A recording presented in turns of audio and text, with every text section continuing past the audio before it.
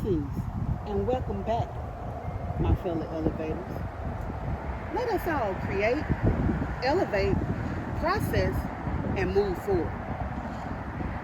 What I process in this process, I am not going to rush any wisdom, including understanding that is blessed, which is given unto me. I am blessed within and without. And so are you, my fellow elevators. We are elevated. I choose to breathe and live in the present moment. Yesterday is over with and can never be replaced. Today is the present moment.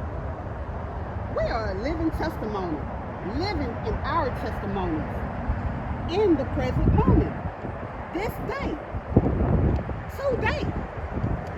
As I speak, October 20th, 2024, tomorrow is the future because today isn't completed.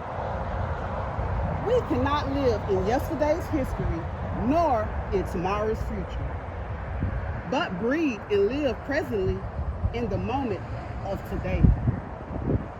Elevators, we are going to continue to be the light and elevate in the light. Why add darkness to the age and time? It serves no purpose. Why age the time by rushing? It serves no purpose. Your mind is so powerful, which magnifies all your uniqueness about you, which unlocks your book of life, the treasures you withhold. To all my fellow elevators, continue to multiply your tokens. The breath of life is a blessing. You are still living. Thank you, Father God, for my sight, the vision to see. Each day is a chapter of wisdom in your book of life in age. A new beginning.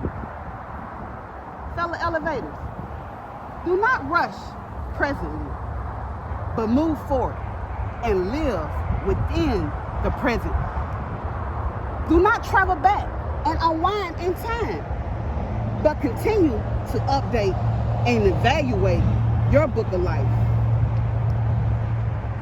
Philippians 4:4, rejoice in the Lord always. Again, I would say rejoice.